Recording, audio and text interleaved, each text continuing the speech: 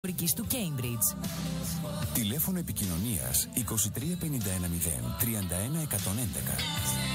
Εκπαιδευτήρια Πλάτων. Η ολοκληρωμένη εκπαιδευτική πρόταση.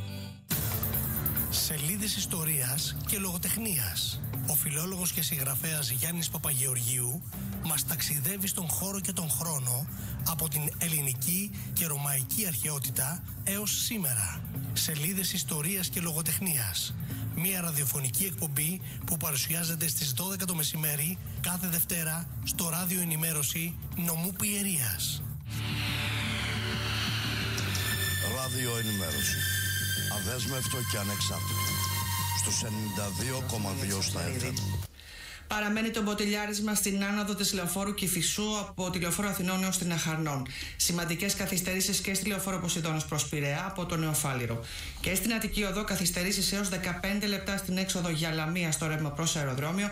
Καθυστερήσεις στο ρεύμα προς Ελευσίνα έως 20 λεπτά από Ανθούσα έως Κηφισίας, έως 15 λεπτά από Λουκίσης Πλακεντίας έως Κηφισίας από την περιφερειακή Ημιτού και έως 10 λεπτά στην έξοδο για Λαμία. Στα μέτρα που παίρνει η κυβέρνηση για την αύξηση των παράνομων μεταναστευτικών ροών από τη Λιβύη, διαμηνύοντας ότι η Ελλάδα δεν αποτελεί μια ανοιχτή οδό διέλευσης, αναφέρεται ο Πρωθυπουργός Κυριάκος Μητσοτάκης σε δήλωσή του στην εφημερίδα Bild. Όπως αναφέρει, απευθυνόμενος στα δίκτυα διακίνησης παράνομων μεταναστών, το ταξίδι είναι επικίνδυνο, το αποτέλεσμα αβέβαιο και τα χρήματα που καταβάλλονται στους διακινητές τελικά χάνονται άσκοπα. Οι παράνομες είσοδοι δεν θα οδηγούν σε νόμιμη εγκατάσταση. Ο Έλληνας Πρωθυπουργός τονίζει επίσης ότι χρειάζεται και μια ενιαία ευρωπαϊκή απάντηση. Ξεκινά αυτή την ώρα στη Βουλή η συζήτηση επί της ένστασης συνταγματικότητας που κατέθεσε η Πλεύση Ελευθερίας και ακολούθως η ονομαστική ψηφοφορία επί της τροπολογίας της κυβέρνησης για το μεταναστευτικό. Η τροπολογία που συγκέντρωσε πληθώρα βολών από την αντιπολίτευση προβλέπει την αναστολή για 3 μήνες της αίτησης ασύλου που υποβάλλουν οι μετανάστες που έρχονται στη χώρα μας από τη Βόρεια Αφρική. Μέσω της τροπολογίας καθίσταται αυτοτελής παράνομη πράξη με φυλάκιση που δεν αναστέλλεται ή άρνηση αποχώρησης από τη χώρα μετά την απόρριψη ασύλου. Παρέμβαση έκανε και ο Ευάγγελος Βενιζέλος, ζητώντας ανάκληση της αιτιολογικής σκέψης της τροπολογίας, λέγοντας ότι η επίκληση του άρθρου 15 της Ευρωπαϊκής Σύμβασης για τα Δικαιώματα του Ανθρώπου εγείρει ζήτημα υψής της σημασίας για το κράτος δικαίου. Ο κυβερνητικός εκπρόσωπος Παύλος Μαρινάκης απάντησε πως δεν ενεργοποιείται το άρθρο 15 και πως πρόκειται για απολύτως νόμιμη ρύθμιση. Εν τω μεταξύ, σε εξέλιξη βρίσκεται η επιχείρηση αποσυμφόρησης της Κρήτης. Ήδη στο νησί βρίσκονται περί τα 1.500 άτομα. Σήμερα στο Υπουργείο Μετανάστευσης και Ασύλου θα ληφθούν αποφάσεις για την χωροθέτηση κλειστής δομής στο Ηράκλειο της Κρήτης. Ένας 42χρονος άντρας συνελήφθη χθες το απόγευμα στον Πειραιά. Ο άντρας χτύπησε με το αυτοκίνητό του μια 57χρονη γυναίκα και την παρέσυρε για κάποια μέτρα. Ο συλληφθής διαπιστώθηκε ότι οδηγούσε υπό την επήρεια αλκοόλ, ενώ στο αυτοκίνητο είχε συνεπιβάτη το 6χρονο παιδί του. Συνελήφθη ο δράστης που επιτέθηκε σε εργαζόμενη της καθαριότητας του Δήμου Ρέντι κατά τη διάρκεια της αποκομιδής απορριμμάτων στις 2 τα ξημερώματα της Τετάρτης 9 Ιουλίου, αναφέρει σε ανακοίνωσή του ο Δήμος. Στην ίδια ανακοίνωση επισημαίνεται πως ο ίδιος άνδρας, όπως αποδείχθηκε, επιτέθηκε για δεύτερη φορά στην εργαζόμενη με μπουκάλι που περιείχε άγνωστο υγρό. Διατεθειμένος δήλωσε ο Πρωθυπουργός του Ισραήλ, Μπενιαμίν Νετανιάχου, να διαπραγματευτεί το τέλος του πολέμου στη λωρίδα της Γάζας, αφού πρώτα τεθεί σε εφαρμογή συμφωνία κατάπαυσης του πυρός με τη Χαμάς. Την ίδια ώρα στους 17 έφτασαν οι νεκροί, ανάμεσα τους 8 παιδιά, από Ισραηλινή επιδρομή μπροστά σε ιατρική δομή, όπως μεταδίδει το γαλλικό πρακτορείο. Ο Αμερικανός πρόεδρος Ντόναλντ Τραμπ δήλωσε ότι οι Ηνωμένες Πολιτείες θα προσφέρουν όπλα στην Ουκρανία μέσω του ΝΑΤΟ και ότι θα κάνει μια σημαντική ανακοίνωση σχετικά με τη Ρωσία την ερχόμενη Δευτέρα. Τις τελευταίες ημέρες ο Τραμπ έχει εκφράσει τη δυσαρέσκεια του εναντί του Ρώσου ομολόγου του Βλάντιμιρ Πούτιν λόγω της έλλειψης προόδου στις συνομιλίες για τον τερματισμό του πολέμου με την Ουκρανία. Κυρίες και κύριοι, ακολουθεί η πρόγνωση του καιρού από τον μετεωρολόγο του σταθμού Γιώργο Τσατραφίλια. Στα μικρόφωνα επιστρέφουν αμέσως μετά Τάκης Χατζής, Αθηναής Νέγκα. Το δικό σου σπίτι ξεκινάει τώρα από την Πειραιώς με το χαμηλότερο σταθερό επιτόκιο της αγοράς για τα 4 πρώτα χρόνια. Στεγαστικό δάνειο Πειραιώς Σπίτι 25 για αγορά ακινήτου κάθε ηλικίας με 25% έκπτωση στο επιτόκιο του δανείου τα 4 πρώτα χρόνια. Κάνε την αίτησή σου online ή σε ένα κατάστημα και μάθε πώς η Πειραιώς φέρνει το αύριο στα στεγαστικά. Πειραιώς στηρίζει κάθε αύριο. Ισχύουν όροι και προϋποθέσεις. Αφορά μη συγχρηματοδοτούμενα δάνεια. Μάθε περισσότερα στο piraeusbank.gr/σπίτι 25.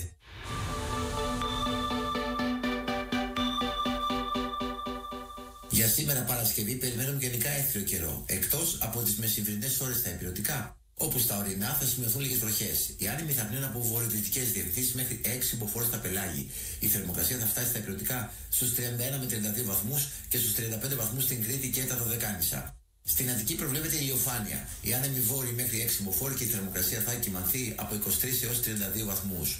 Στη Θεσσαλονίκη έως 30 βαθμούς και έθριος. Ενημέρωση FM στους 92,2. Τώρα η ασφάλειά σας έρχεται με ένα τηλεφώνημα στον χώρο σας. Δημήτρης Χάντας, ασφαλιστικός σύμβουλος. Συζητήστε μαζί μας τις ανάγκες σας και θα σας προτείνουμε το πακέτο που σας καλύπτει απόλυτα για το αυτοκίνητο, την υγεία σας και την περιουσία σας. Ασφάλειες αυτοκινήτου από 50 ευρώ το τρίμηνο με κάλυψη θράψης και οδική βοήθεια. Ασφάλειες υγείας και πυρός σε συνεργασία με τις μεγαλύτερες εταιρείες. Δημήτρης Χάντας, ασφαλιστικός σύμβουλος. Τηλέφωνο 6945 416-130. Προβλέψτε για εσάς και τους αγαπημένους σας.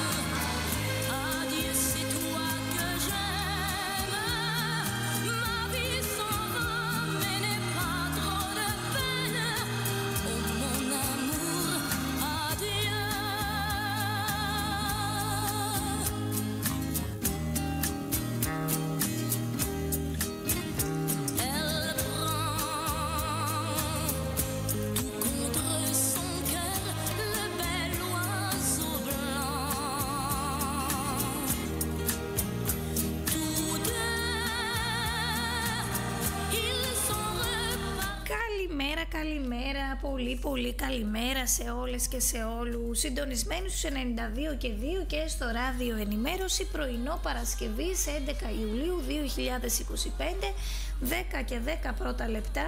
Ευτυχία Χρυσικού στο μικρόφωνο και σήμερα. Η Μαρία απουσιάζει, είπαμε όλη την εβδομάδα. Από Δευτέρα θα είναι και πάλι κοντά μας.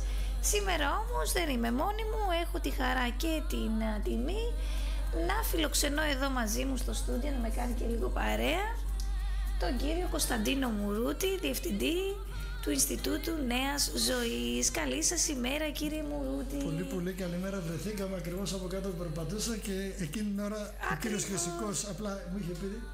Έλα στο ραδιόφωνο, πέτυχα και εγώ από κάτω, Κώστα, να κάνουμε μαζί εκπομπή. Ναι, έτσι όμως τα αυθόρμητα είναι και τα καλύτερα τελικά.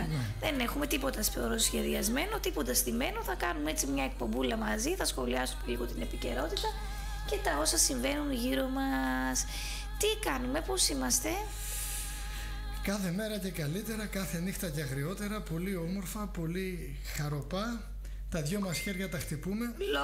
Λόγω καλοκαιριού, ας πούμε, κάθε μέρα και καλύτερα. Γιατί εγώ έβοσκα τα πρόβατα εκεί παραπέρα και στο σπίτι το έκανα αγροτική έκταση και πήρα επιδοτήσεις από το...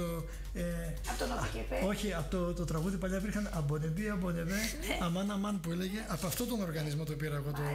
Άρα πήρες και εσύ επιδοτήσεις. Μαζί τα φάγαμε. Μαζί τα έχουμε φάει όλα. Για πες μου, τώρα με δίνεις πάσα. Για πες μου τώρα πώς τα βλέπεις τα πράγματα. Να κλείσω λίγο εδώ πέρα γιατί με ζαλίζουν λίγο. Ναι, βάλε στο αθόρυβο το κινητό. Το βάζω σε λειτουργία. Γιατί το κινητό σου δεν πάβει να χτυπά όλη τη διάρκεια της μέρας. Δεν θα σχολιάσω αυτό, φίλτατη μου, ευτυχία, για το λόγο ότι όταν κάτι είναι πολύ in και παίζει και είναι πιασάρικο όπως τώρα, στη δημοσιογραφία λέτε, το σπουδάσατε, οι ειδήσεις των 3 ημερών είναι το προπέτασμα καπνού για να μην ασχολούνται με τα πιο σοβαρά πράγματα οι άνθρωποι. Οπότε εγώ προσωπικά δεν ασχολούμαι με αυτό το θέμα, δεν είναι κάτι υπερκαινοφανές για μένα. Από τότε που θυμάμαι τον εαυτό μου τη δεκαετία του 80, από τα MOP, τα μεσογειακά ολοκληρωμένα προγράμματα, τα πακέτα Delors, τα ΕΣΠΑ και όλα αυτά, η διασπάθηση του δημοσίου χρήματος ήταν, είναι και θα συνεχίσει να γίνεται στους αιώνας των αιώνων να μην. Και μπορεί η τωρινή κυβέρνηση, οποιαδήποτε κυβέρνηση, να κάνει κάποια μέτρα ελέγχους και να πάρουν κάποια χρήματα πίσω, ότι κάνανε εξαγγελίες ότι δεν θα πληρώσουν οι Έλληνες φορολογούμενοι το πρόστιμο που έδωσε η Ευρώπη, ότι θα κάνουν κατάσχεση περιουσιών μέχρι δεκαετίας και πολύ σωστά, αλλά αυτά πρέπει να γίνουν νωρίτερα. Όχι τώρα που ήρθαν στο προσκήνιο και είναι και της Ευρώπης. Οπότε η διαφθορά, ναι, με κάποιο σημείο πρέπει να παταχτεί έτσι, σαν εκτελεστική τελεσίδικη κατάσταση, αλλά αν δεν υπάρχει πρωτογενής πρόληψη του θέματος της διαφθοράς και της ύψεως, μάταια παρά το ανθρώπου η σωτηρία. Οπότε θα συνεχίσουν να γίνονται. Τα μεγάλα ψάρια δεν θα πιαστούν, γιατί ο νόμος είναι ένα δίχτυ το οποίο πιάνει, ένα ιστός αράχνης βασικά είναι, που πιάνει μόνο τα μικρά έντομα.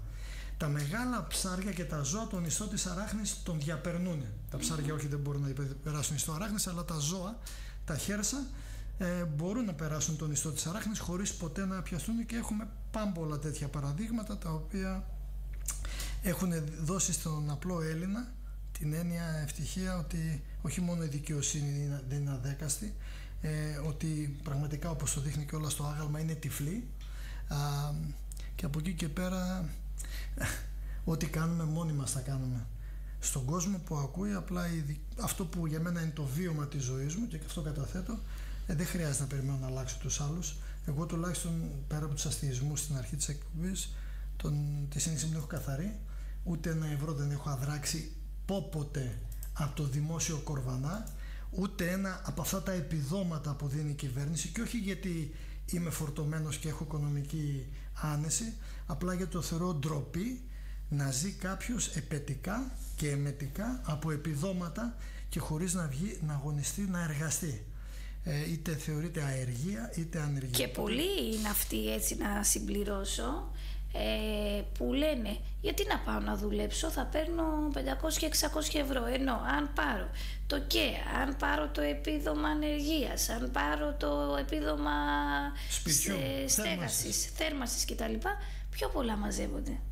Οπότε δεν είναι λίγοι που έχουν αυτό το σκεπτικό και πολύ καλά κάνεις και το επισημαίνεις. Και κάτι που δεν είναι δική μου ρίση είναι από τον κύριο Δανέζη, καθηγητή αστροφυσικής στο ΕΚΠΑ, εξαίρετο επιστήμονα και άνθρωπο και Έλληνα, και ένα δόκιμο νου, γράφει στο βιβλίο του «Το παρελθόν του μέλλοντος» ότι ο μέσος Έλληνας, ο Γρεκύλος, που δεν έχει σχέση με τον Έλληνα της αρχαιότητας, καμία σχέση, προτρέπω το κοινό σας να πάρει την ιστορία την 20άτομη του Παπαρηγόπουλου και να διαβάσει ιστορία, να διαβάσει Καργάκο, να διαβάσει τέτοια πράγματα, γιατί η ιστορία αποδεικνύει πολλά πράγματα. Ο κύριος Δανέζης, λοιπόν, εξαιρετικός επιστήμονας, γράφει στο βιβλίο του «Στο παρελθόν του μέλλοντος» ότι ο μέσος Έλληνας αποδοκιμάζει και ευδελείται τον πολιτικό, μία μέρα πριν τις εκλογές τον βρίζει, τον καθυποτάσει, την ημέρα των εκλογών πάει και τον ψηφίζει και την επομένη τον ξαναβρίζει. Και ο λόγος που καθιβρίζει τον πολιτικό είναι γιατί δεν μπορεί να βάλει το χέρι στην κουτάλα με τα ζουμιά. Από αυτούς που λένε τώρα δες το σκάνδαλο με τον ΟΠΟΚΕΠΕ και στην Κρήτη και το ένα και το άλλο, οι πλήστοι που βρίζουν, αν μπορούσαν να παίρνανε και αυτοί τα επιδόματα και τα χοντρά τα πακέτα, θα τα παίρναν και θα γινόντουσαν συνένοχοι στο έγκλημα. Γι' αυτό το λόγο θυμώνουν βαθιά υποσυνείδητα. Όχι γιατί η αδικία είναι και οτιδήποτε άλλο, είναι γιατί οι ίδιοι δεν μπόρεσαν να βάλουν χέρι στον κορβανά. Υπάρχουν εξαιρέσεις, αλλά εξαιρέσεις επιβεβαιώνουν τον κανόνα. Δυστυχώς δείχνει η ιστορία. Οπότε με αφήνει αδιάφορο και αδιάφθορο προσωπικά εμένα το τι θα κάνουν και τι γίνεται εκεί πέρα, όπως με αφήνει και το μεταναστευτικό αδιάφορο και αδιάφθορο. Οι κριτικοί που έχουν πάρει τόσα επιδόματα εκείνοι έχουν τόσα όπλα και περηφανεύονται που ρίχνουν μπαλωθιές στον αέρα. Τα όπλα θα έπρεπε να τα χρησιμοποιήσουν ενάντια στους ταγούς, τους ξένους, και δεν βάζουν τους μετανάστες, έτσι. Αυτοί έρχονται, και αυτοί που έρχονται οι άνθρωποι, για να είμαι και ειλικρινής και χωρίς να παίρνω πολιτική κομματική θέση, απέχω από αυτές τα βδελίγματα τα κομματικά και τα πολιτικά, οι άνθρωποι αυτοί έρχονται για να βρουν μέσω την Ελλάδα για να μπουν στην Ευρώπη. Η Ελλάδα δεν είναι ο τελικός σκοπός, δεν τους ενδιαφέρει η Ελλάδα. Τι να κάνουν, την Ευρώπη θέλουν να πάνε. Αφήνουν τα επιχειρήματα ευτυχία, τα δεξιόθεν και τα φασιστικά και τα πατριωτικά, ότι γίνεται εθνοκτονία, ότι θέλουν να αλλοιώσουν τον πληθυσμό. Όχι. Να ρωτήσω κάτι. Στις χώρες όπου ζουν, οι χώρες τους είναι πλούσιες? Φυσικά και είναι πλούσιες. Έχουν πλούτο φυσικό. Το Σουδάν έχει φυσικό πλούτο. Η Λιβύη, η Αλγερία, η Αίγυπτος φυσικά και έχει. Γιατί είναι πανφτωχές? Γιατί οι ίδιοι που τις κάναν πανφτωχές, και οι ταγοί, οι κρατικοί δικοί τους, αλλά και οι ξένοι εντολοδόχοι, οι μαριονετίστες, φτωχοποιήσανε μια χώρα και οθούν τους ανθρώπους να φύγουν προς τα έξω. Να περάσουν από εδώ, ωραία, να αφήσουν το στίγμα τους και αυτοί και να πάνε εκεί που είναι να πάνε και να δημιουργηθεί ένα χάος από την τάξη. Αναστροφή του δεύτερου νόμου της θερμοδυναμικής. Δεν έρχονται συνειδητά για να βιάσουν, για να κακοποιήσουν, για να κάνουν τίποτε. Ωραία. Οι περισσότεροι. Το τι είναι νέοι άντρες και δεν είναι γυναικόπαιδο, είναι τέτοιο, λέει πάρα πολλά, το αφήνω στην άκρη. Θα πρέπει λοιπόν αυτοί οι οποίοι δημιούργησαν τα προβλήματα να εξαφανιστούν από τις θέσεις κλειδιά που κατέχουν. Ποιες είναι οι θέσεις κλειδιά? Είναι στις Ηνωμένες Πολιτείες, είναι στη Ρωσία, είναι στην Κίνα, είναι το Οικονομικά Φόρουμ και τα λόμπι, είναι το Βατικανό, είναι αυτοί που τα κουνούν και κινούν τα νήματα. Οπότε το να κάθομαι να αναθεματίζω εγώ τον καημένο τον πιτσιρικά που έρχεται με μια βάρκα και άλλοι πνίγονται και άλλοι είναι στιβαγμένοι, όχι. Τώρα θα μου πεις από τη στιγμή που έρχονται τι γίνεται. Ούτε τα μέτρα που πήρε η κυβέρνηση θα φέρουν αποτέλεσμα μακροπρόθεσμα. Έγκλειστες δομές, τρίμηνη αναστολή, και μετά τους 3 μήνες θα γίνει, θα τους δώσουν τελικά το άσυλο, γιατί η αντιπολίτευση άρχισε να φωνάζει. Οπότε στο κουφού την πόρτα, πάρ' την πόρτα και φύγε, λέει η παροιμία. Εμένα με αφήνουν και από αυτά αδέκαστο, δεν εμπλέκομαι. Διαβάζω και τώρα Μητσοτάκης και Πλεύρης, αλλά Ορμπάν ψηφίζεται η τροπολογία για την αναστολή κατάθεσης των αιτήσεων ασύλου. Για 3 μήνες. Ναι, μετά 3 μήνες τι θα κάνουν? Μετά 3 μήνες θα έχει ξεχαστεί, όπως ξεχάστηκαν, να το πάω πίσω. Το 90 ανοίξαν τα σύνορα και μπήκαν οι Αλβανοί τότε. Και οι Αλβανοί που μπήκαν στην αρχή μας λέγανε είναι τα αδέρφια μας οι βορειοεπιρώτες, αλλά ο Ραμί Ζαλία είχε ανοίξει τις φυλακές και είχε ρίξει τη Σάρα και τη Μάρα, και το ξέρω γιατί υπηρετούσε στο στρατό από εκεί πήρα, από το Καλπάκι πήρα το απολυτήριο, ωραία, και τους βλέπαμε πώς περνάγανε. Αρκετοί από αυτούς τους Αλβανούς γίνανε νοικοκυρέοι και πολύ πιο νοικοκυρέοι από εμάς, και θα είναι τα μελλοντικά μας, είναι μάλλον τα μελλοντικά μας αφεντικά οι Αλβανοί, και καλά θα κάνουν. Ο Καρακάκος λέει καλά μάθουμε αλβανικά, τουλάχιστον να έχουμε μπέσα, είναι αλβανική λέξη, γιατί αυτή είναι τα αφεντικά μας. Ξεκίνησε το 90. Επί τότε υπουργός, αν θυμόμαστε, ο κύριος Σαμαράς, ο οποίος ανακοίνωσε και το καινούργιο κόμμα που κατεβαίνει, πάλι για μια άλλη φορά εθνοσωτήρες. Έχω κουραστεί πλέον στα 56 μου χρόνια να ακούω για σωτήρες και για την πατρίδα. Ο Καζαντζάκης έγραφε και έλεγε η ανώτατη ελευθεριά είναι να απαλλαγείς από όλους τους σωτήρες. Τους να αντέχεις τέτοια ελευθεριά? Όχι. Και κατεβαίνει πάλι σε ένα κόμμα και τον υποστηρίζουν αρκετοί, εκ των οποίων και ένας, χωρίς να κάνω καμία κριτική, ο κύριος Μελέτης Μελετόπουλος, είχε έρθει της πρότασης εδώ, πατριώτης, εξαίρετος ακαδημαϊκός, ο οποίος μιλάει πολύ για το 21 και για την εθνοκτονία και ότι για την εθνεγερσία. Τώρα δεν ξέρω, θέλω να απευθύνω μια ερώτηση στον κύριο Μελετόπουλο με όλο το σεβασμό. Αν με τον κύριο Σαμαρά πιστεύει ότι αυτό θα γίνει, τότε θα χρειαστεί μάλλον μια εξέταση από κάποιον ειδικό επιστήμονα, γιατί πλανάτε πλάνιν κτράν, και χωρίς να καταδικάζω, πάλι λέω τους ανθρώπους και να μέμφουμε. Ο καθένας κάνει τις επιλογές του, αλλά για μένα η λέξη απατεώνας, λοποδίτης και τρογλουδίτης ανήκει μόνο σε πολιτικούς ταγούς. Δεν μπορώ να τη χρεωθώ για έναν πολίτη. Οπότε το να ασχολείσαι μετά της πολιτείας, που έλεγε και ο Πλάτωνας, ναι, και θεωρώ τον εαυτό μου ενεργό πολίτη, να ασχολούμαι μετά της πολιτείας, αλλά όχι με την πολιτική. Και προτρέπω και το κοινό του Ράδιο Ενημέρωση, που με φιλοξενεί και με ευγνώμων σε αυτό, να διαβάσει τα ηθικά νοικομάχια του Αριστοτέλη, για να δει τι κάνει και τι εστί πολιτική βούληση και πολιτική κατάσταση, ειδικά στον ελλαδικό χώρο. Οπότε, ο έχω νότα ακούω να ακούω. Πάρα πολύ ωραία. Πάμε να ακούσουμε έτσι ένα τραγούδι, να κάνουμε και ένα μικρό διάλειμμα. Βεβαίως. Ποιο τραγούδι θα ήθελες, έλα, οι μουσικές επιλογές σήμερα δικές σου? Νομίζω ότι ταιριάζει να βάλουμε τον Μπήκα στην πόλη οχτρή του Νίκου του Ξυλούρη, μια που είναι για την Κρήτη, ήταν ο αρχάγγελος της Κρήτης, και μια που είναι δόκιμο τώρα για αυτές τις μέρες με αυτά που συμβαίνουν στη περισπομένη της Μεσογείου, που έλεγε και ο Σαράντος Κρυάκης. Πολύ ωραία. Πάμε να τα ακούσουμε. 47 550 47 553 τα τηλέφωνα της εκπομπής. Μας ακούτε και διαδικτυακά, www.ipavlaradio.gr. Πηγαίνετε Μακεδονία και Ράδιο Ενημέρωση.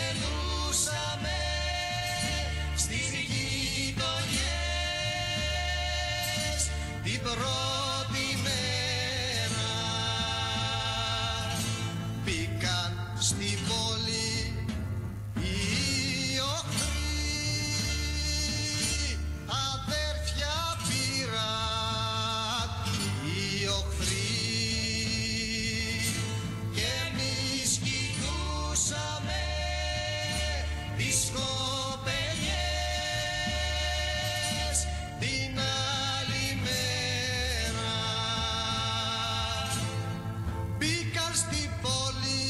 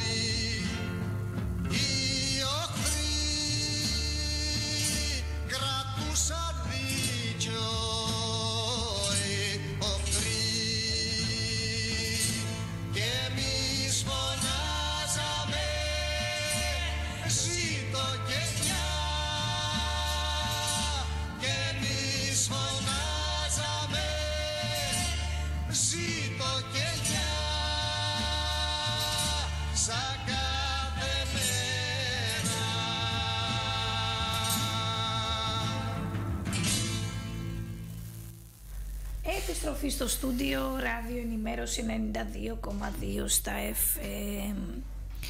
Λοιπόν, συνεχίζουμε παρακάτω εδώ με τον αγαπημένο, τον κύριο Κωνσταντίνο Μουρούτη, ο οποίος μας έχει λείψει.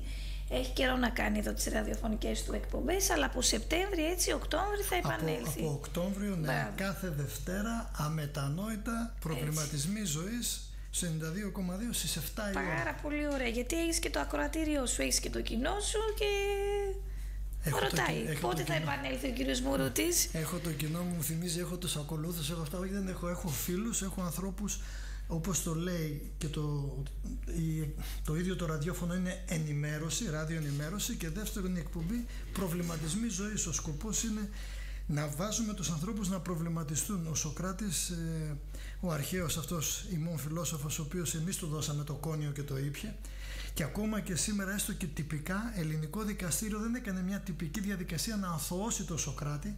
Αμερικάνικο δικαστήριο πραγματοποίησε μια εικονική δίκη σε μορφή εφετείου και αθώωσε τον μεγάλο φιλόσοφο. Εμείς ακόμα τον έχουμε καταδικασμένο, όπως και πολλούς άλλους. Ο Σωκράτης έλεγε: δεν θέλω να έχω μαθητές που να σκέφτονται όπως εγώ, αλλά θέλω να έχω μαθητές που να σκέφτονται. Εγώ λοιπόν δεν έχω τους ανθρώπους που ακολουθούν, έχω φίλους, γνωστούς, ακόμα και εχθρούς, που δέχομαι πολλές ανίκειες και ανεξήγητες επιθέσεις, που θέλω να σκέφτονται, ακόμα και αν διαφωνούμε.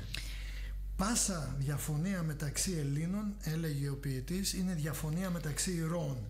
Γι' αυτό τους ξένους, εμείς έχουμε εδώ στην Πειραιά ξένη οδεία, τους ξένους ταγούς, όχι τους ξένους, τους μετανάστες, τους πρόσφυγες και όλους αυτούς τους ανεμοδαρμένους και ψυχές τυραννισμένες που ψάχνουν να βρουν απανεμιά, τους ξένους ταγούς που έρχονται καρυκλοκένταυρα εγκάθετοι εδώ, με τη σύμπραξη των δοσιλόγων το δικό μας, από καταβολής κόσμου, από τις πόλεις κράτη της αρχαιότητας μέχρι και την τωρινή ιστορία.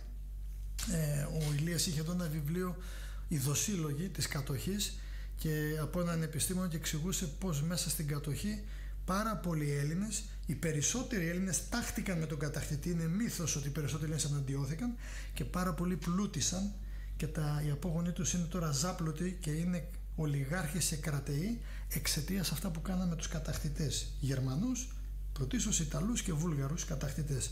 Είναι σήμερα αυτοί που διαφεντεύουν τον τόπο μας. Οπότε αν θέλει ο Έλληνας να γίνει νοικοκύρης στον τόπο του, πρέπει να διώξει συγγνώμη για την έκφραση, τον προαγωγό που έχει μέσα στην ψυχή του.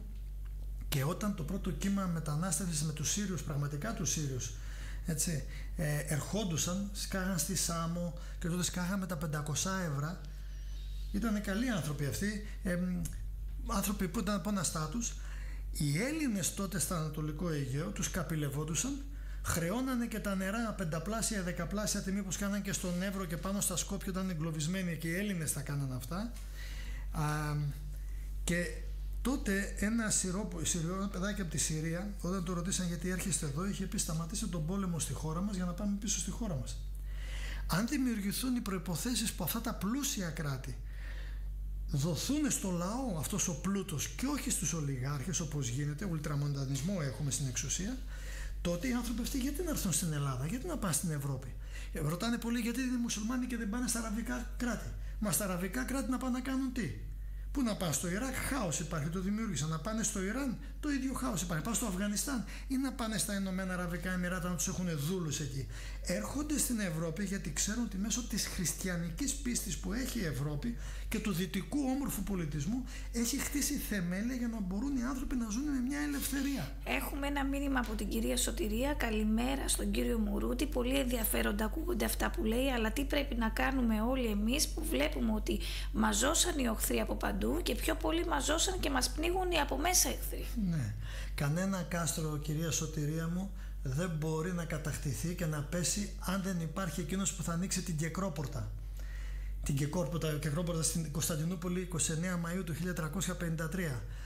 Μερικές μέρες πριν, κυρία Σωτηρία μου, ο Μωάμεθ Β' ο Πορθητής, που περιμέναν και τότε οι Καθολικοί, το Βατικανό να στείλει στήριξη και δεν έστειλε, γιατί η πρώτη άλωση έγινε από τους Καθολικούς στην Κωνσταντινούπολη, είπε στον Κωνσταντίνο τον Παλαιολόγο, που έχω την τιμή να φέρω και το όνομά του, να του παραδώσει την πόλη. Ο Κωνσταντίνος ο Παλαιολόγος του απάντησε: το Εμών δικαίωμα δεν είναι σι την πόλη παραδότη, διότι πάντες αποφασίσαμε αυτοπροαιρέτως αποθανούμεν. Είναι κοινόν αυτό το αίσθημα. Με άλλα λόγια είπε και ο Κωνσταντίνος ο Παλαιολόγος έμεινε στην ιστορία επειδή ακριβώς δεν παραδόθηκε ακόμα και όταν άνοιξε αυτή η πόρτα από μέσα. Αν ο Κωνσταντίνος ο Παλαιολόγος παραδιδόταν, δεν το γνωρίζαμε σήμερα σαν Κωνσταντίνο Παλαιολόγο. Αν ο Κολοκοτρώνης δεν ζωνόταν τάρματα, αν με όλα τα στραβά που είχαν αυτοί οι άνθρωποι, έτσι, ο Καραϊσκάκης, η Μπουμπουλίνα, η Μαντώ Μαυρογένους, ο Ανδρούτσος, ο Πλαπούτας, ο Νικηταράς και όλοι αυτοί γνωστοί και άγνωστοι δεν ζωνόταν τάρματα να αντισταθούν, δεν θα τους ξέραμε σήμερα. Ο λόγος που τους γνωρίζουμε είναι γιατί αποφασίσανε κάτω όταν, όπως ο ποιητής λέει, τη Ρωμιοσύνη μη την κλαις εκεί που πάει να σκύψει με το σουγιά στο σβέρκο, αποφασίσαν να σηκωθούν. Τώρα, τι μορφή αντίστασης. Ο κύριος Κασιμάτης είχε πει όταν υπογράφηκε η δεύτερη μνημονιακή σύμβαση, κυρία Σωτηρία μου, και σε εσάς αγαπητοί και αγαπητές ακροάτριες και ακροατές, ότι στο δεύτερο μνημόνιο παραδώσαμε την εθνική μας κυριαρχία στους δανειστές. Αυτό ο κύριος Κασιμάτης, όχι εγώ, είχε πει ότι με μπιστόλι στον κρόταφο δεν το υπογράφει. Και όλες οι κυβερνήσεις έκτοτε από τον κύριο Γαπ μέχρι και τη σημερινή είναι έκτοτες, παράνομες. Πού ακούστηκε σε δημοκρατική χώρα το πρώτο κόμμα να παίρνει 50 έδρες μπόνους? Δηλαδή 50 βουλευτές αυτή τη στιγμή της Νέας Δημοκρατίας δεν είναι γιατί εκλέχθηκαν από τον ελληνικό λαό, είναι γιατί της δίνει μπόνους το καλπονοθευτικό σύστημα. Ποια δημοκρατία? Πού ακούστηκε να διοριστεί πρωθυπουργός ενάντια στο Σύνταγμα χωρίς εκλογές? Ο κύριος Παπαδήμας, ο πρώην τραπεζίτης. Ξεχάστηκαν αυτά. Μόνοι μας καταθέσαμε τα όπλα και λαός που ξεχνάει την ιστορία του είναι καταδικασμένος να επαναλάβει και είναι καταδικασμένος σε αφανισμό. Και όταν συμβιβάζεται ένας λαός για προσωρινή ασφάλεια και προσωρινή οικονομική ευμάρεια, δεν αξίζει ούτε την ελευθερία μα ούτε την ευμάρεια και την ασφάλεια, έγραφε ο Μπένιαμιν Φράγκλιν. Οι μορφές αντίστασης λοιπόν πρέπει να γίνονται κατά τόπους. Πρώτα απ' όλα η πρώτη μορφή αντίστασης είναι η παιδεία. Όχι η μόρφωση στα σχολεία, έτσι. Η παιδεία. Ο Έλληνας δεν έχει παιδεία. Δεν υπάρχει πολιτισμός. Εδώ μέσα σε πολιτιστικούς συλλόγους, τοπικούς πολιτιστικούς συλλόγους, από αυτά που τα αυτιά μου λαμβάνουν και είναι μεγάλα σαν πίτσα, τρώγονται ως οι Κίνες σε κοινοβούλια με ύψιλον όμικρον για το ποιος θα βγάλει μια φωτογραφία με τον πρώτο τυχάρπαστο πολιτικό που θα έρθει να παρευρεθεί ως θυμόμενο πρόσωπο σε ένα πολιτισμικό γεγονός. Και γλύφουν από πάνω μέχρι κάτω, που δεν έχει να κάνει με οικονομικά. Φανταστείτε στην Κατερίνη, αν έλεγε η κυβέρνηση θα δώσουμε από 50.000 ευρώ σε κάθε πολιτιστικό σύλλογο, τι θα κάναν τα προεδρία και τα δέλτα σίγματα σε αυτούς τους πολιτικούς για να πάρουν τα χρήματα? Εδώ υποτίθεται προάγουν πολιτισμό. Και προσέξτε, δεν είμαι απόλυτος και δεν αφορίζω. Υπάρχουν άνθρωποι που κάνουν αγώνα και ξέρουν τους ανθρώπους σε πολιτιστικούς συλλόγους. Αλλά δεν υπάρχει πολιτισμός, δεν υπάρχει παιδεία όπως πρέπει να είναι αυτή. Ο Σόπενχάουρ έγραφε ότι κανείς δεν γεννιέται ηλίθιος, αλλά μετά από χρόνια στα σχολεία και στα πανεπιστήμια γίνεσαι ειδικευμένος ηλίθιος. Και η μεγαλύτερη απόδειξη της ηλιθιότητάς μας είναι ότι ενώ έχουμε πάρα πολλούς γιατρούς, πάρα πολλούς δικηγόρους, πάρα πολλούς επιστήμονες, πάρα πολλούς νέους ανθρώπους με πτυχία τριτοβάθμιας εκπαίδευσης, η Κική Δημουλά έγραφε ότι ένας μαθητής της 5ης Δημοτικού πριν 40 χρόνια ήξερε περισσότερα από έναν που έχει τελειώσει το Λύκειο σήμερα έχει μπει στο πανεπιστήμιο. Είπα στην κόρη μου που τελείωσε το απειθήτα και με άρεστα και έχει κάνει και ένα μεταπτυχιακό, της έδειξα σε έναν χάρτη παλαιό την κλίμακα που είχαμε εκεί, λέω ξέρεις τι είναι αυτό, και μου λέει όχι. Και το παλικάρι της οποίος τελειώνει στο φυσικό την ήξερα επειδή σπουδάζει φυσικό, δεν ήξερε κλίμακα. Εγώ στην 5η Δημοτικού ξέραμε τι είναι η κλίμακα, να μετράμε αποστάσεις που είχαμε το χάρτη.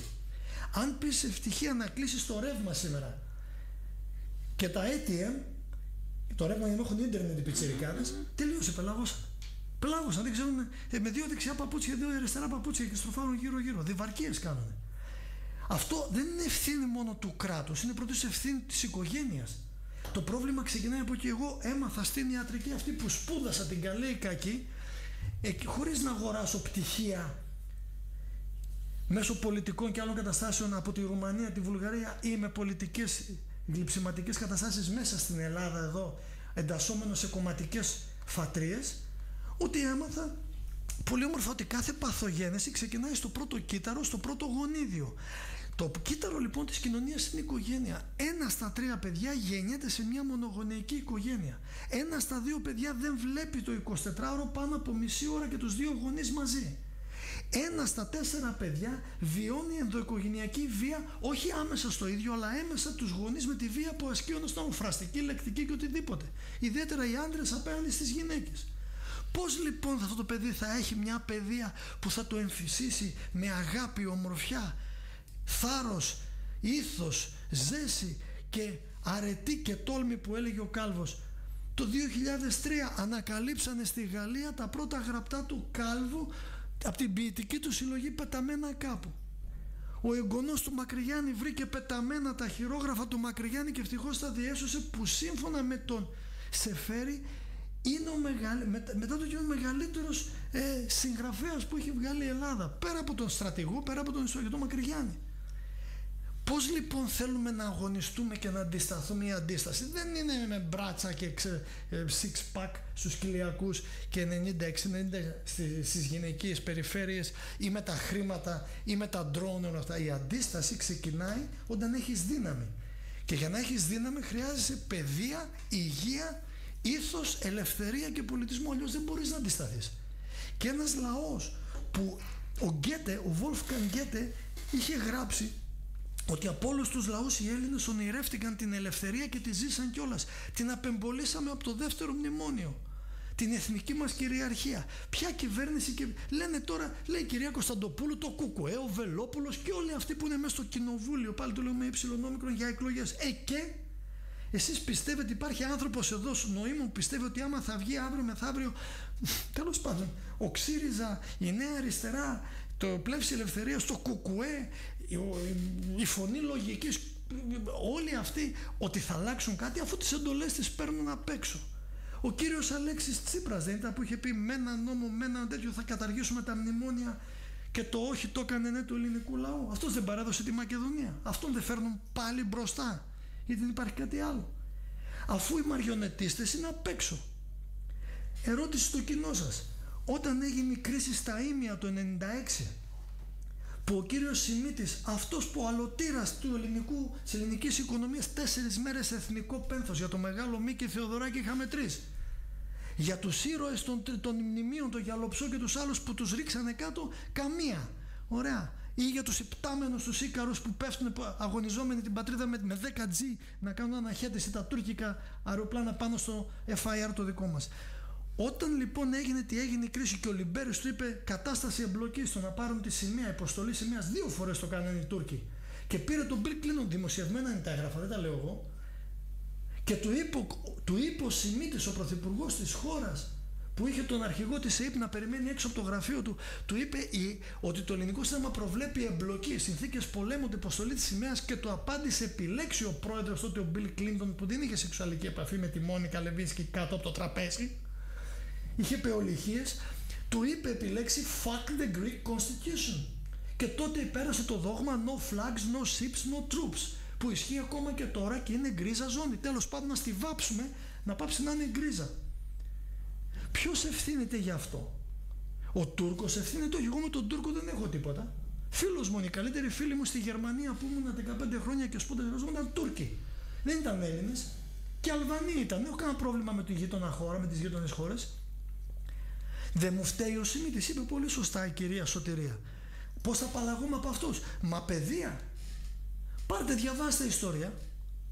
Διαβάστε, όπως είπα. Ο Παπαρηγόπουλος είναι το μεγαλείο της ελληνικής ιστορίας. Καργάκο.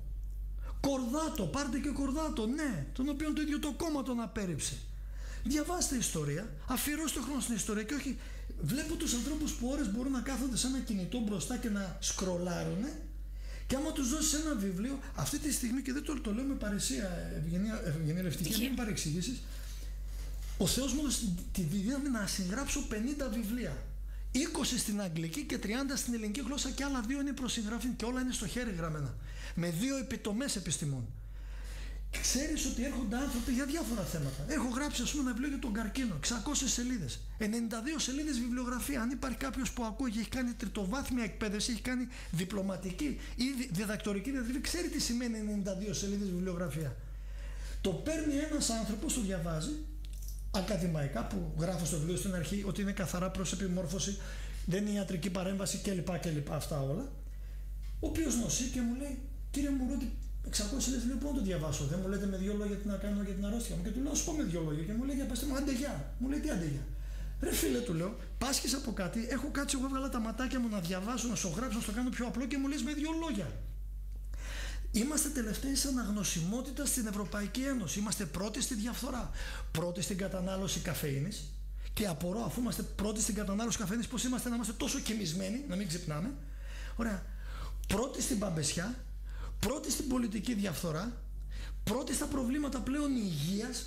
Πέρσι ξεπεράσανε οι καρκινοπαθείς σε θάνατο, τους καρδιοπαθείς στην Ελλάδα. Η κυρία Σωτηρία λέει, δεν την ξεχνάμε την ιστορία μας, κύριε Μουρούτη, τα γνωρίζουμε όλα αυτά. Ρωτάω στη σημερινή εποχή πώς να αντισταθούμε εμείς οι ολίγοι που έχουμε αγάπη για την Ελλάδα, έχουμε και δύναμη. Τι μπορούμε να αλλάξουμε στη ζωή μας? Το μόνο που μπορούμε να κάνουμε είναι να μην τους ψηφίζουμε.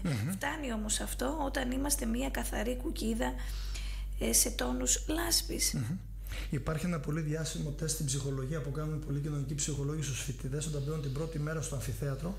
Έχουν πίσω του, ο καθηγητής έχει ένα 5x5, είναι ο άσπρος τοίχος και στη μέση έχει βάψει μια κουκίδα η οποία είναι 30 εκατοστά διάμετρο.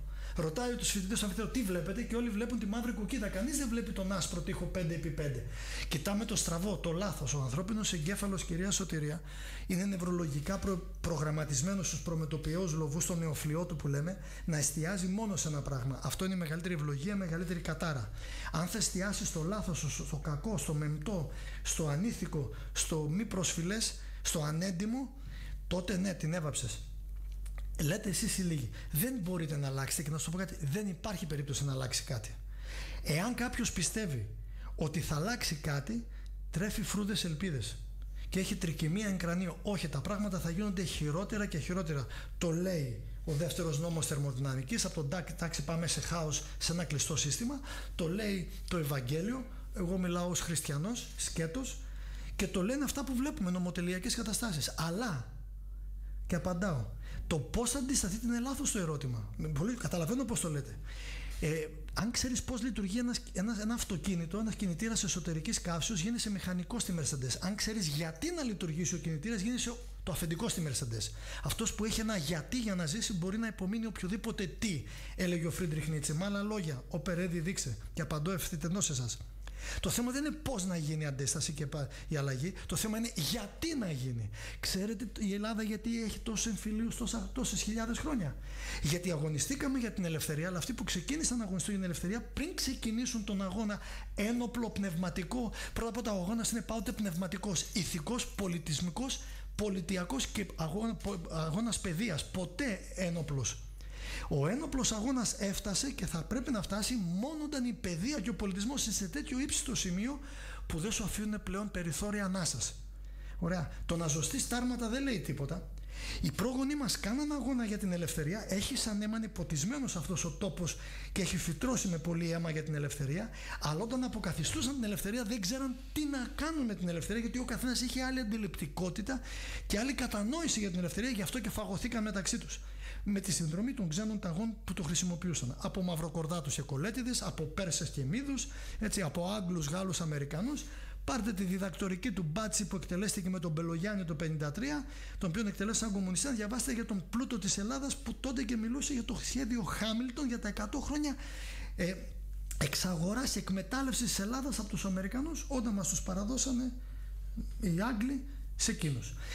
Το θέμα δεν είναι λοιπόν πώς να γίνει η αλλαγή, το θέμα είναι γιατί να γίνει η αλλαγή. Ποια είναι η ανάγκη σήμερα η δική σας, η δική μου, για να αλλάξει αυτό το σύστημα? Τις περισσότερες φορές θέλουμε να αλλάξουμε το σύστημα γιατί δεν θέλουμε να αλλάξουμε εμείς. Ο Χρόνης ο Μίσιος που πέρασε πάνω από 20 χρόνια φυλακή για μια ιδεολογία και στο τέλος κατάλαβε ότι το ίδιο το κόμμα τον πούλησε, είπε ότι τελικά δεν κατάλαβα και δεν μπόρεσα να αλλάξω το σύστημα, αλλά δεν θα επιτρέψω το σύστημα να αλλάξει εμένα.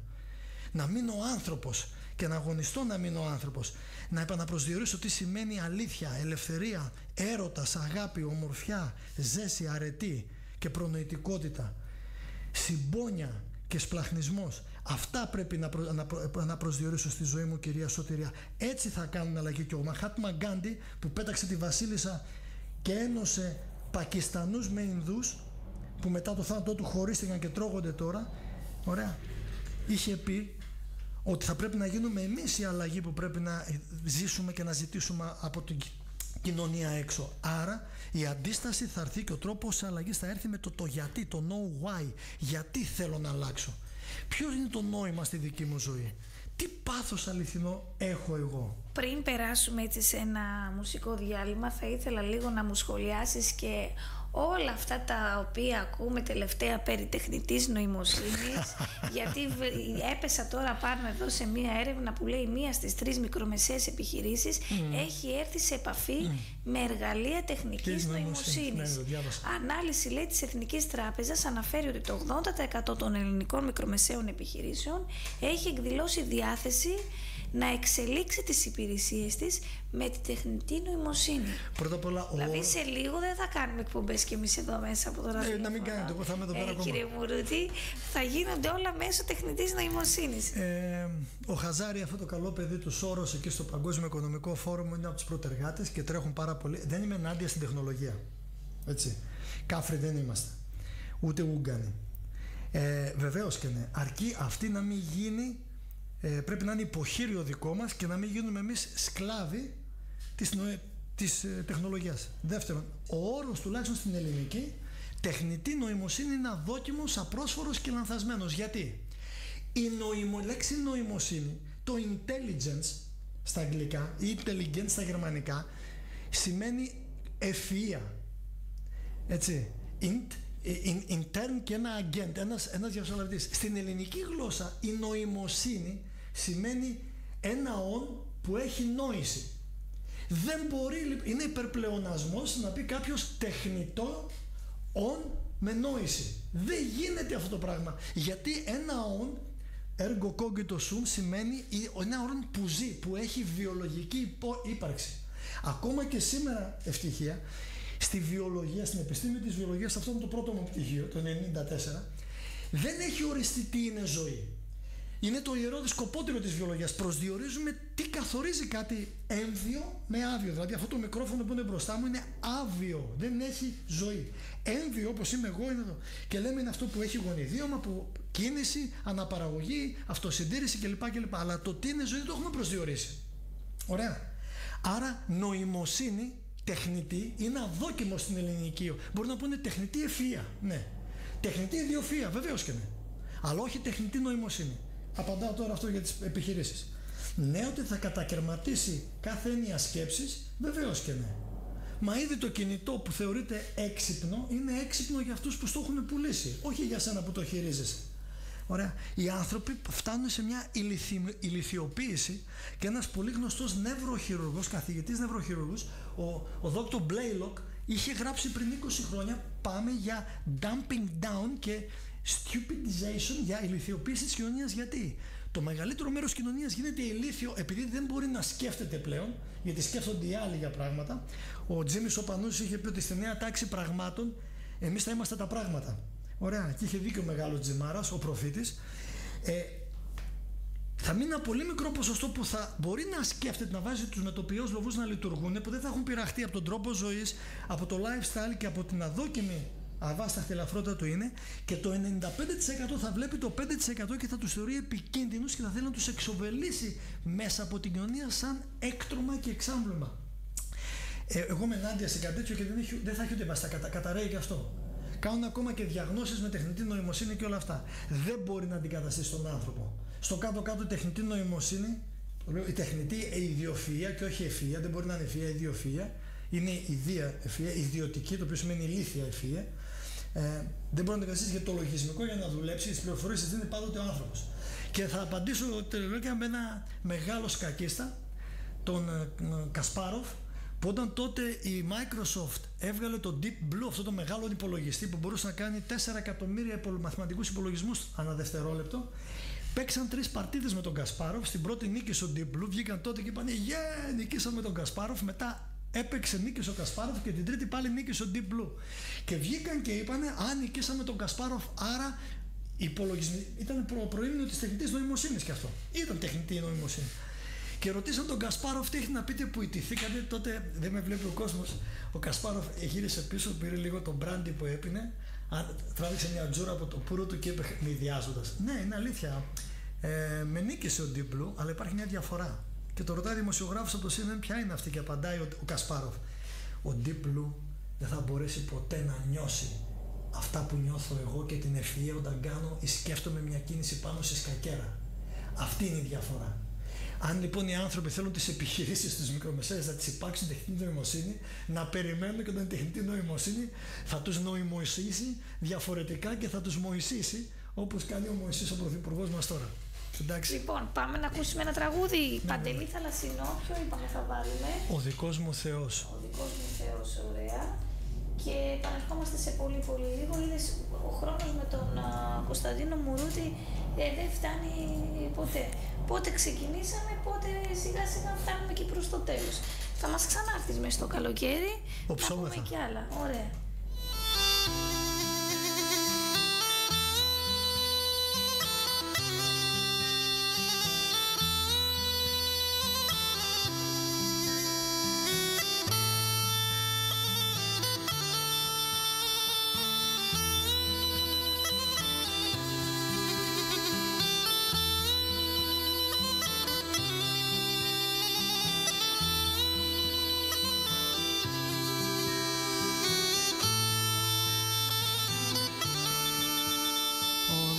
Μου Θεός δε μυρίζει λιβάνι, δε φοράει στεφάνι και έχει μαύρα μαλλιά.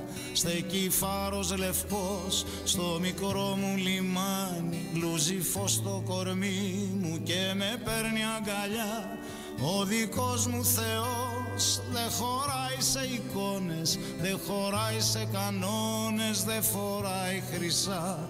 Είναι το φέγγος του μόνο που φωτίζει χειμώνες κι η ζεστή του ανάσα όταν έξω φυσά. Ο δικός μου Θεός, ο δικός μου Θεός.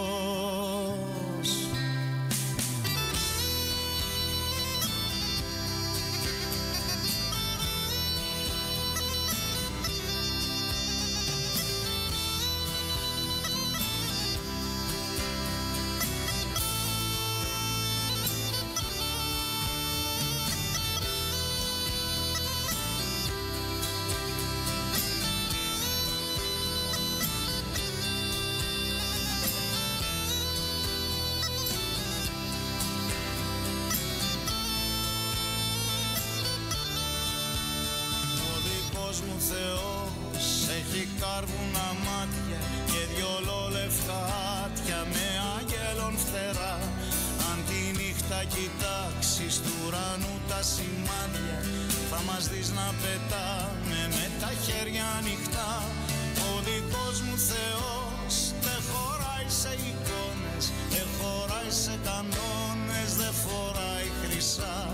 Είναι το φέγγος του μόνο που φωτίζει χειμώνες, η ζεστή του ανάσα όταν έξω φυσά. Ο δικός μου Θεός, ο δικός μου Θεός.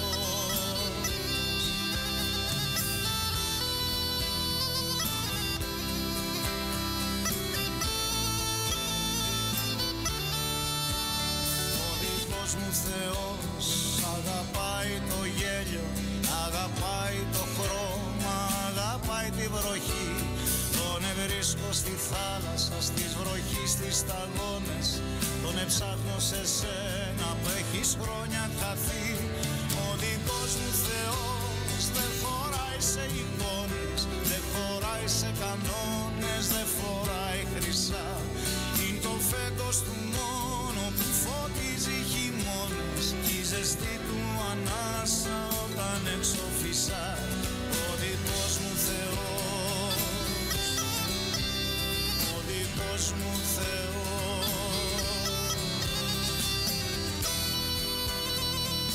Ο δικός μου Θεός, πολύ ωραίο τραγούδι από Παντελή Θαλασσινό. Είχα αρκετό καιρό, η αλήθεια είναι, να το ακούσω.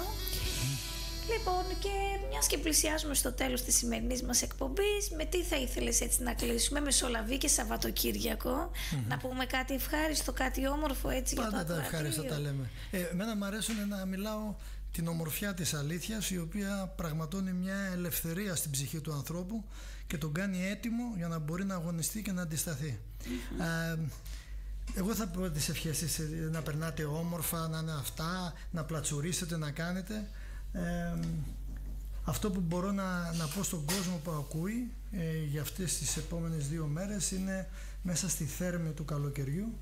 Κοιτάξτε να βρείτε δροσιά και απανεμιά σε ψυχές του λιμανιού, ειδικά από αυτές που μέσα από την ιστορία τη δική μας, τη γεμάτη αίμα και θυσία, έχει ποτιστεί τόσο πολύ για να μας χαρίσει ελευθερία. Να θυμάσαι ότι η ελευθερία είναι το παν. Δεν είναι καμία άλλη κατάσταση. Και κλείνοντας, θα κλείσω με τα λόγια του ποιητή, γιατί χρωστάμε πάρα πολλά στους ποιητές μας και τίποτα στους δανειστές μας. Θα έπρεπε κανονικά να μας πληρώνουν για τα μαθήματα πολιτισμού που τόσα δίνουμε. Στέλνω την αγάπη μου στα 4 σημεία του ορίζοντα όπου υπάρχει ελληνισμός, γιατί η Ελλάδα είναι μεγαλύτερα των συνόρων της, και ακόμα και αν τα συρρυκνώνουν, το έθνος δεν μπορεί ποτέ να μείνει. Ο γέρος είχε πει στον Ιμπραήμ, πέτρα στην πέτρα να μην αφήσεις, ένας από εμάς να μείνει. Την Ελλάδα θέλουμε και ας τρώμε αυτές τις πέτρες και τις μασάμε. Οπότε θα κλείσω όχι εγώ, με τον ποιητή μας, με το μεγάλο Ελίτη, από ένα κομμάτι από το Άξιον Εστί του μεγάλου Ελίτη, ο οποίος ο γίγαντας, η Ακρόπολη της Ελλάδος, ο Θεοδωράκης, το μελοποίησε και πάρα πολλοί το εξέπνευσαν, και αφιερώνω και στην κυρία Σωτηρία αλλά και σε όλους εσάς τα λόγια του ποιητή για τη λύση στην κρίση αυτή. Ραντεβού στα Γουναράδικα είχε πει ο αρχικαπετάνιος του Ελλάς. Ελάτε στα Λεύτερα Βουνά, εκεί πέρα που αγωνιζόμαστε για να κάνουμε τα πρώτερα στερνά και τα ψεύτικα αληθινά. Να είστε καλά. Πολύ ωραία, ευχαριστώ πάρα πολύ για την παρέα. Θα τα ξαναπούμε και μέσα στο καλοκαίρι. Δεν λέμε ότι θα τα πούμε από Οκτώβριο. Επαφίομαι με τα παντός νομίμου δικαιώματος μου. Εμείς παραδίδουμε σκητάλη στην εκπομπή Πολιτικό Βαρόμετρο. Ηλίας Χρυσικός, Γιώργος Φουστάνης. Ραντεβού τη Δευτέρα με τη Μαρία τη Βούλγαρη. Ευχαριστώ θερμά. Καλό Σαββατοκύριακο.